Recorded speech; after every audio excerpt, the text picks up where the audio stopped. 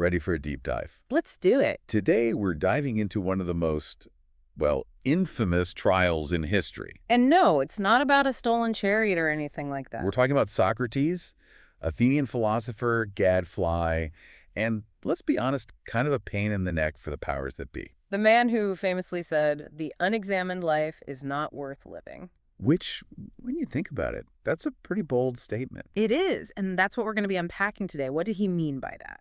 We're diving deep into Plato's Apology. Which is basically a transcript of Socrates' defense speech at his trial, his last stand, you could say. And it's not just some dry legal document, it's a philosophical puzzle, a courtroom drama. It's really a timeless exploration of truth, justice, and our responsibility to actually think for ourselves. And let's not forget, the stakes couldn't be higher. We're not talking about some abstract philosophical debate here. Right, this isn't a classroom.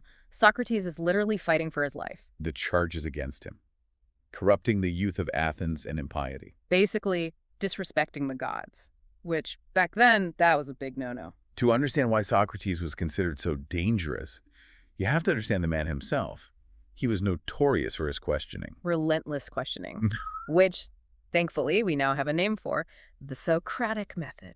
It wasn't about lectures. It wasn't about pronouncements. Imagine you're at a party, right? And someone corners you. And instead of asking, what do you do for a living? They hit you with, what is the meaning of work? Yeah, that's Socrates in a nutshell. He was that guy. But here's the thing. It wasn't just about being provocative. Socrates genuinely believed that true knowledge came from uncovering our own ignorance. By challenging our assumptions. Exactly. And he wasn't afraid to make people uncomfortable, to really pick apart their thinking. So picture this Athens, this bustling city, a democracy kind of just finding its feet, and you've got Socrates, this, sandal-wearing philosopher, going around basically poking everyone with a stick. Politicians, poets, craftsmen, nobody was safe. And you can imagine that didn't win him many fans. Especially not among those in power. He actually called himself a gadfly. Which, when you think about it, is a pretty accurate analogy. He was like that persistent fly that just keeps buzzing around your head. Yeah. Annoying, sure, but impossible to completely ignore. He just irritated the Athenian elite, forcing them to actually confront their own unexamined beliefs. And ultimately, that's what landed him in hot water. So there we have it. Socrates is on trial, facing some pretty hefty charges.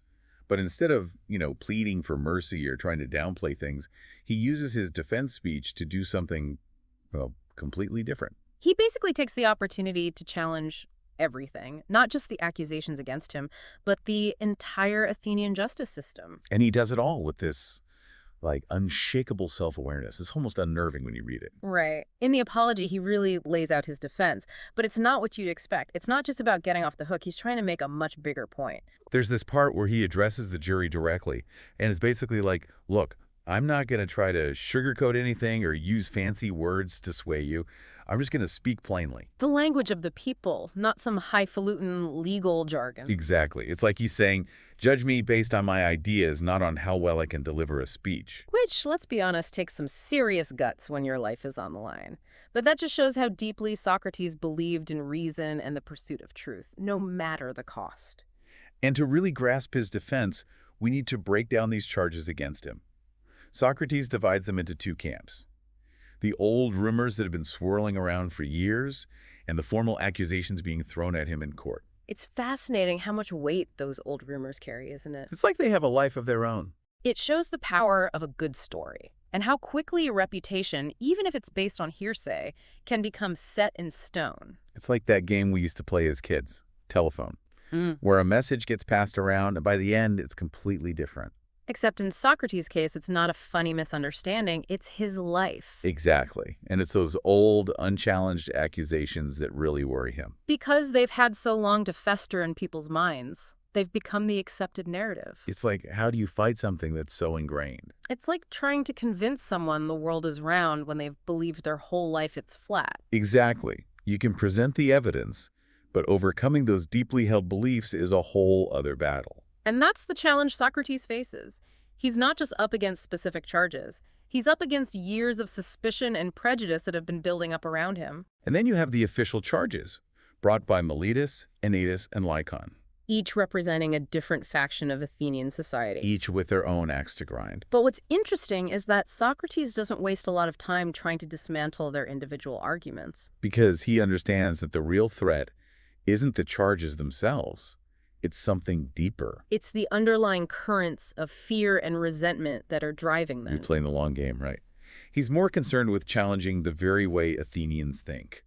About truth, about justice, about the role of critical thought in a democracy. And that's where things get really interesting, because to defend himself, Socrates decides to tell a story that goes right to the heart of his entire philosophical mission. The story of the oracle at Delphi. Okay, so picture this.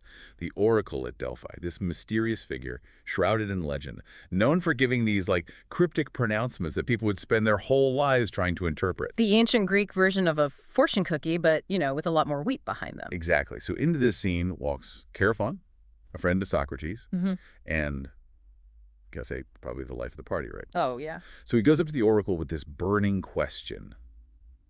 Is anyone wiser than Socrates? A seemingly simple question, but it sets off this chain of events that would change, Western philosophy. Because the oracle's answer is a resounding no. Socrates, this guy, he's declared the wisest man alive. Now me, I'd be buying a lottery ticket. But Socrates, not so much. He's immediately skeptical, even a little horrified, you could say. Because he knows he doesn't have all the answers. If anything, he's still searching for them. Exactly. So how could he possibly be the wisest person around? And this is where you see Socrates' famous humility, Yeah. his constant drive to uncover the truth. He doesn't just dismiss the oracle, oh no, he takes it as a challenge. A philosophical puzzle to solve. Exactly. He sets out to prove the oracle wrong, to find someone, anyone, wiser than him. And where better to start than with the people who are already considered the wisest in Athenian society? The politicians. The masters of rhetoric. The ultimate spin doctors of their day. Right. These are the guys who are supposed to have all the answers. But here's the thing. Socrates, he gets to talking to these politicians, and he finds out that their wisdom is mostly surface level. All show, no substance. They're good at winning arguments, maintaining their image. But when it comes to real deep understanding, they come up short. It's like admiring a beautifully decorated cake only to realize it's made of styrofoam. All style, no substance. And this is where Socrates' questioning really starts to bite. He's not just pointing out flaws in their logic. He's exposing something much deeper, a kind of hypocrisy. The gap between how these powerful figures present themselves and, the reality of their limited understanding. And Socrates is not one to just let things lie. He goes on to question the poets. The masters of language and emotion. Surely they must have some deep well of wisdom, right? Again, Socrates finds that, poets are great at expressing feelings, creating beauty. But their understanding of those very concepts is actually pretty limited. They're more like vessels for inspiration rather than, holders of true wisdom. He even questions the craftsmen, the people who were masters of their craft. And while he respects their skill, he realizes that this expertise doesn't always translate to, broader wisdom. It's like that saying, a specialist knows more and more about less and less. They get so focused on their one area that they miss the bigger picture. Exactly. And so through this whole process, this systematic dismantling of what people thought was wisdom, Socrates comes to this rather unexpected conclusion. He's not the wisest man in Athens because he knows the most, But because he's the only one who's truly aware of how little he knows. he's comfortable with not knowing. And that allows him to be open to new ideas, to keep learning. It's like that saying, the more you learn, the more you realize how much you don't know. And Socrates, he embodied that.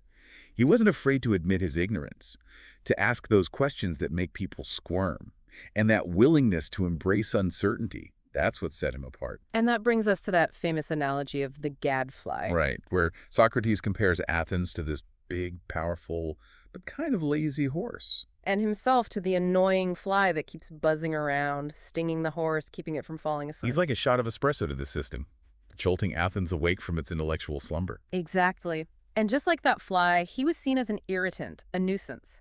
But his questioning served a vital purpose. He forced Athens to confront its own assumptions, to examine its beliefs. To stay awake. Yeah. To stay engaged.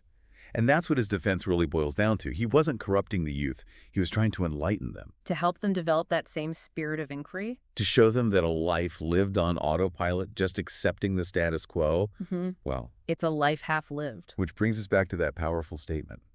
The unexamined life is not worth living. It's a call to action.